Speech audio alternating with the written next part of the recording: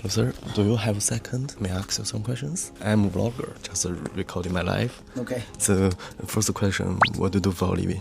I sell cars, basically. Ultra luxury car. Aston Martin. Aston Martin? Yes. Boss? No, well, So you're from England? also not correct. Well, I'm originally German, but I lived 20 years in China, working for Aston Martin. So you are marketing or... Managing director of Aston Martin. So why do you choose this job? Well, it was not really a choice in the end. I started the career in the military. I was 12 years in the German military. And then I studied economics and management. In that context, I got into contact with Volkswagen, Datong, famous group. Then I joined Volkswagen and happened to sell cars in the end, but it was in finance first. And then they sent me to China, and I landed in China and I stay in China. So I'm more than close to 20 years now in China. And gate crashed out of finance into sales. So how did you improve your competitiveness? Always keep all doors open. So when you can study, you go study. It was possible for me to study, so I studied economics and management. I always read the magazines, so I always stay the pulse of the time, what's happening. I then did an executive MBA study on top of it, and I kept learning my whole life. I just finished 2 years ago my DBA, my Doctor of Business Administration, and now I'm on the way to Singapore to get a accreditation for board membership. So in the future for advisory board positions, I try to get this accreditation. So always lifelong learning. I started learning Chinese when I landed in China, so that helped me for the last few jobs I got in China. So what's the difference between your country and my country in this career?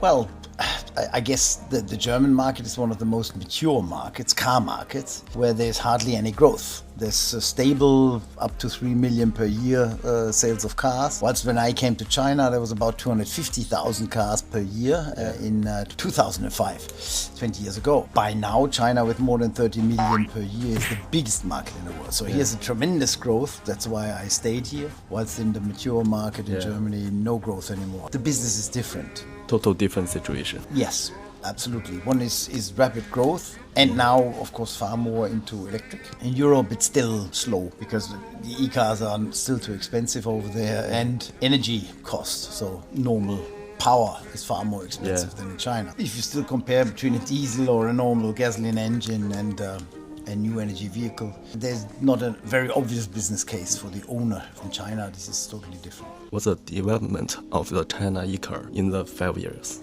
We have seen already a tremendous growth. We live in Shanghai, right? I guess now 70% or even more of every new car sold now is electric or at least new energy vehicle with extended range like the Lixiang, but most of them are full electric already. So there's no way you can stop that.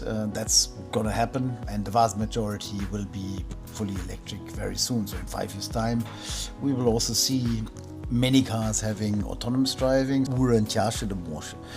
That's coming. So I expect Shanghai, Inner Ring, or Beijing, San Juan, they don't allow any human drivers anymore. They're just autonomous cars, which will stop all the traffic jams. You don't need that many parking spaces, etc., etc. So I'm pretty sure there's a connection between electric vehicles and autonomous driving. For my cars, for my brand Aston Martin, which is a luxury car, ultra luxury car, pinnacle, many customers still like an engine. We just launched the Vanquish V12 engine, and many of our customers like that. So they're not too keen on having electrified cars yet. Surely we will start. We have already the Valkyrie and the Valhalla, which is hybrid cars, but the vast majority is still combustion engine. My channel has lots of young people, so could you give advice to young people?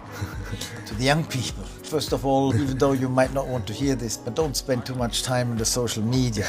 Sit down and read a book as well, because it's good for you. Attention span at the moment is very short. I see this with young people. I take the subway every day because it's the most practical way to get into Shanghai, and everybody is shua shouqi, That's still not the real life. The real life is out there without the virtual world. For younger people, I see that, includes my daughter, they tend to lose interest and not long attention span. If you and me, we talk, you want me to listen. Shua shouqi, say, okay, the guy is not interesting, I wipe him away, but we have to do a conversation and look into our eyes and talk, right? You don't learn that with a mobile phone. Try to also once in a while live in the real world and interact with people, because many people have problems. They feel alone these days. The mobile phone gives them something which is some sort of a company, but it's not real. Go back a few years where there was no mobile phone or not much interesting content, and we still had a good life. We still were happy. That's something that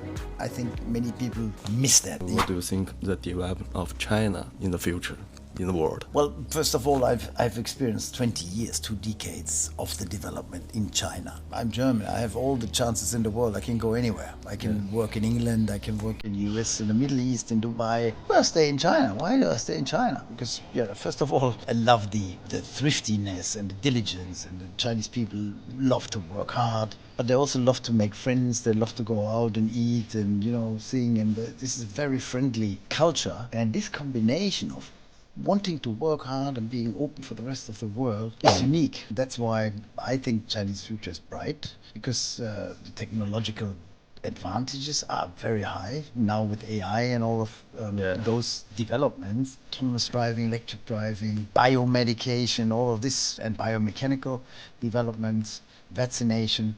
China is way ahead of the rest of the world, so I'm absolutely confident, and that's why I'm still here, and I also want to spend the remaining few years I have in China, because I can't see anywhere else in the world where the development can be that directional and effective. 你用中文没问题，我听得懂。你能说中文？一点点。就中国现在越来越多的人买这个电车，那你们品牌的未来在中国的战略发展是什么样的？我们的品牌是超豪华车的，我刚刚说过。中国的越来越多品牌也在做超豪华。没错，没错。比如说阳光超豪华车还没达到，但是豪华车已经达到了。阳光是100万多，对吧？但是我们的品牌是超豪华车的。现在中国的超豪华车的消费者，他们喜欢英伦风，所以我们的未来还有机会啊。但是你们的销售额在一直下降。所有的超豪华车的品牌去年全是下滑，很多的。这当然，因为我们的客户他们做出口进口的问题呢，所以他们对未来太大的信心，有没有钱，所以他们现在比较小心。但是我认为市场回来了，明年后年会回来。对，但大家不是现在都消费降级啊？对，但是中国有很多的不同的那个行业，他们有钱，影响不了你们这个群体。对，我对中国的市场有很大的信心。您是几年来的中国？05年，20年前。您今年是58。哦，就在你们这个年龄看来，你觉得现在的人生的意义是什么？想过退休吗 ？No， 我们不需要退休。我在德国，男人是67岁退休，女生是65岁。现在我不要退休了。So you love your job？ 也是太太不允许的。太太不允许。OK，Thank you。 You're welcome. Yeah. Yes. Logo? Which one? Yeah. It's everywhere. The logo is everywhere. Oh, that's good. Yeah. Okay, thank you.